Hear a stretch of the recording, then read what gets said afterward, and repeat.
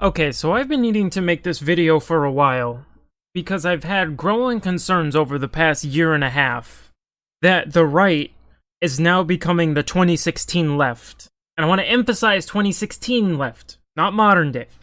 And I think they need some tough love, because the way they've been acting recently, I expect better of you. That's why I'm being critical of you. And I just want to point out a lot of the things that I'm seeing on the right that needs to stop. Because the bar has been lowered so much that I'm seeing so many people on the right basically argue for their side is, at least we're not burning down towns. And if that's your bar, that looks really bad for you. So I'm going to go down a few of my biggest criticisms. And I just need to clarify, this is not me coming to own the cons! I'm doing this because I think you need the criticism so you don't fall into the same traps the left did. I'm pointing these things out because I give a shit. Starting with, I think the biggest problem was conservatives in the past year and a half to 2 years have become way too tribal, and they have a weird obsession with labels. And their obsession with labels has let too many people into their side. And what I mean by this is, instead of making a group of multiple people who want to vote Trump of all political affiliations, the right likes to pressure people who hate the far left and the Democrats as conservative. And so, since they've pretty much merged leftist and liberal incorrectly, you've created a stigma around liberals that make them want to call themselves conservative. Because I have met multiple conservatives, quote unquote conservatives, that have really liberal policy positions, and I don't understand why they're calling themselves that. And when I look at people who are center-left or very liberal, but not insane leftist, you'll see tons of comments from right-wingers who basically argue to come to our side, or that think they're already on their side, as in on the right, and they're not. So it's really just made a bunch of people who shouldn't even be called conservative being pressured into calling themselves that. Because as much as the left likes to do this, and I think they're more extreme with it, the right has been doing it too, where they do sometimes attack people for being moderate or considering themselves liberal. Especially people who have said they're on the right and then shifted more to moderates. And this is where I think the problem lies, where they're becoming blindly tribal as well. Now, another big issue is they taunt the left for being feels over reals. But recently, in a lot of ways, the right has been doing this as well. And now, this doesn't apply to all of them. I'm just saying the ones that do this, you need to stop. And here's some examples. And when people point this out, when people make videos pointing this out or being critical of the right really likes to mass dislike the video, even though the points were valid, even though they have no retort. And I'm going to give you some examples here. So one of the ones I remember is when Kamala Harris said that college students, and I believe off the top of my head it was like 18 to 24 range, are stupid. What else do we know about this population, 18 through 24? They are stupid. That is why we put them in dormitories. And they have a resident assistant. They make really bad decisions. And I saw so many people on the right who were complete clowns with no self-awareness going, oh, how could she call young voters stupid? How dare they? Do you really want to vote for someone that calls you stupid? And I'm sitting here looking at the right that they have no self-awareness, because how often do you see them nonstop calling college kids stupid? Any YouTuber that interviews college students, you can see all the clowns on the right calling these kids stupid. Which I agree, a lot of kids in that range are stupid left, right, and center, because they're young and inexperienced. But don't clutch your pearls when she does it while simultaneously making fun of the dumb college lefties.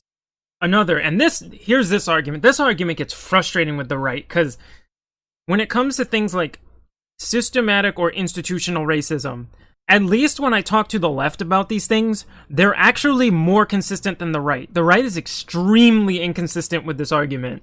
With the left, most of the times I expect them to do the same thing. The whole system is racist, it was built on racism, we need to tear down the whole system and rebuild it, etc., etc. It's pretty much almost always some variation of that.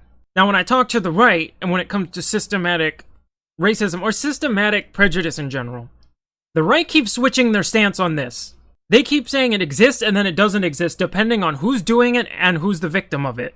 Now, my stance is in the middle. It does exist. The system is not built on it, and it is not something that is a prominent problem, but it does exist in some capacity that we could iron out if both sides would be honest about the argument. So the left will say, oh, systematic racism everywhere. The right then argues that there is no systematic racism in the US, or institutional racism. Then I'll point out institutions, independent of law, who do discriminate based on race. I point out the Harvard and Yale cases. And then the right all of a sudden agrees it exists. Systematic institutional sexism. Men getting higher crimes for doing the exact same crimes than women. Then the right believes it exists again. You guys need to make up your mind. Because I think it's becoming a thing where if it's the left says this, I say the opposite. Because right now when I talk to them, they're only admitting it exists if they can turn it into I'm the victim, or if it's the left doing it. Then it will exist again.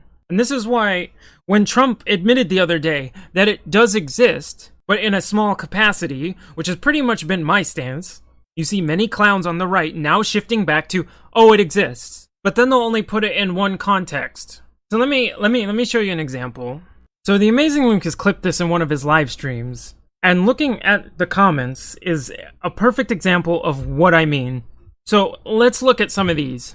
Well, I'm pretty sure he was just saying that there is just racism. That's not what he said. How do you know he said that? I did not see any implication of what he meant. Trump said this, period. You're doing the same thing like the Biden campaign does when you do that. Well, I'm pretty sure Biden meant this. No, we're not doing that.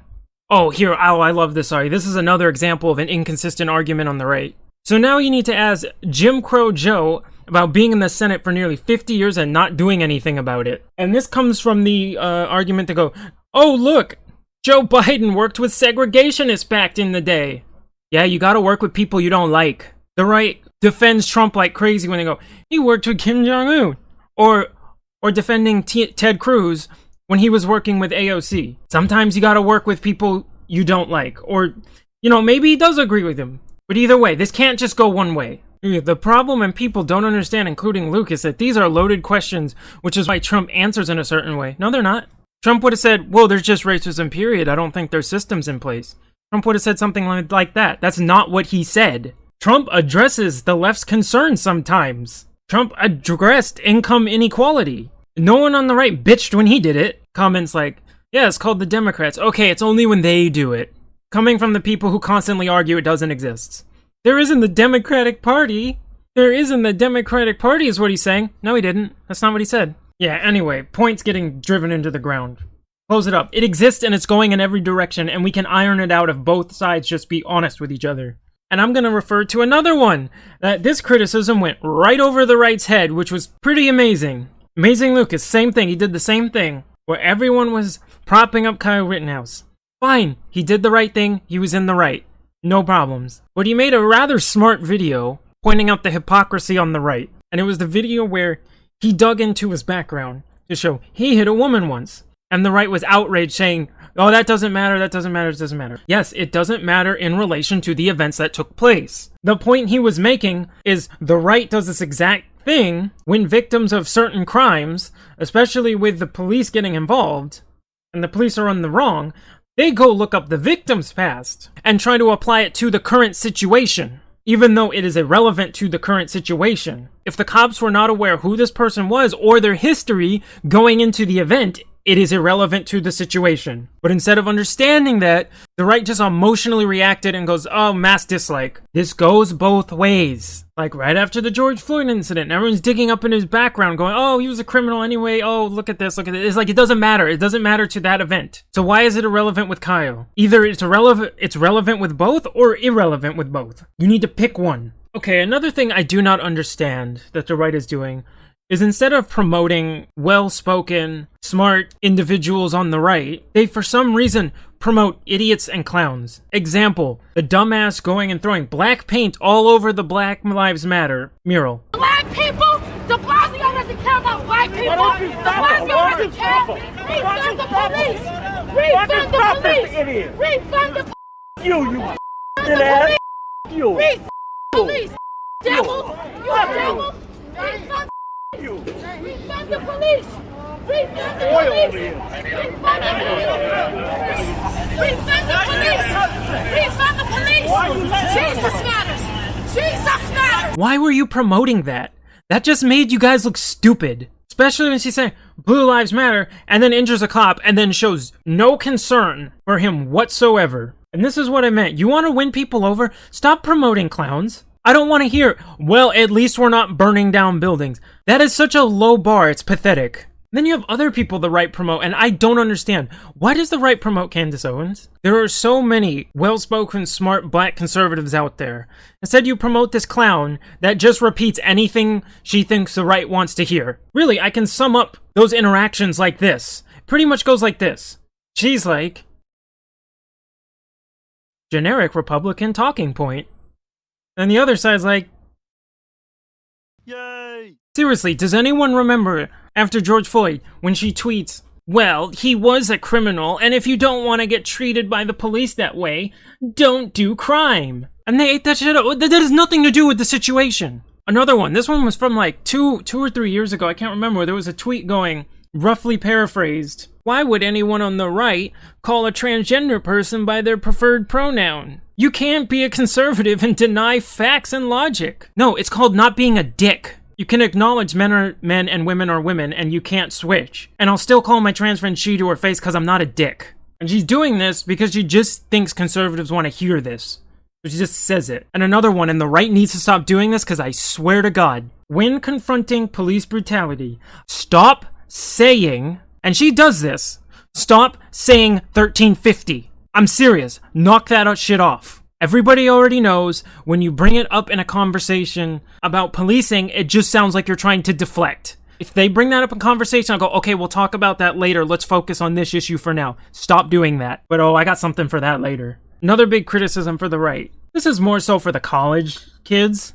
You guys are cowards. You guys have no balls to stand up for what you believe in, what you'll call the left soy boys. At least they'll vocally say what they believe in and not try to hide it. When I see college conservatives and they're saying their teacher is berating right-wingers as evil, racist, bad people, and they'll say, like, I was a conservative, and what am I supposed to do? Stand up in front of a crowd of 40 leftists and say, hey, that's not true? Yes, that's what you should do. Why are you going to let people degrade you to your face? You're afraid of 40 nerds? I've gone to these intersectional groups, and I don't shut up. It's not that scary. You're just a coward. I might get a bad grade. I don't fucking care. If someone's sitting there trying to degrade me and call me a racist, bigot, sexist, homophobe, I'm gonna say shut the hell up. I'm not gonna be quiet because I'm afraid some salty lefty will jump up and go, bigot, or even 10 of them, or 20 of them. Maybe that's because I have a big mouth and I don't know when to shut up. Another one. The right cheers when they lose because they don't even realize that they lost. And a perfect example is the okay hand gesture. They laugh because, look at the whiny lefties who got triggered by it. Okay, it's funny how you're laughing at them for being triggered over a hand gesture when that troll, the right, actually lost. And they're laughing that they lost and they don't even realize that they lost. You realize the left took that bait and weaponized it against you, right? Because now you've seen people get fired for the okay hand gesture. That is a win for the left, not you. They took the bait and flipped it onto you. And you didn't even realize it. And then the last one, that's just a small one, but needs to be said. The right virtue signals so much. It just starts to get insufferable. You'll just randomly see some right-wingers go, I'm black and I'm voting for Trump. I am a woman and I'm voting for Trump. I'm an ex-Democrat and I'm voting for Trump. Okay, and? It didn't contribute to the conversation. That's just you wanting to get imaginary internet points and pats on the back from other people on the right. If there's a conversation about something happening and you just throw that in there, that's not constructive to the conversation. That's just you virtue signaling. Now, those are my biggest criticism. Now, I'm not saying this out of malice. I am saying this because I expect better from you. And if you turn into the 2016 left, how is the right going to win in 2024? I highly suggest you don't go down this rabbit hole. I do not want you guys turning into them. You're supposed to be better than that.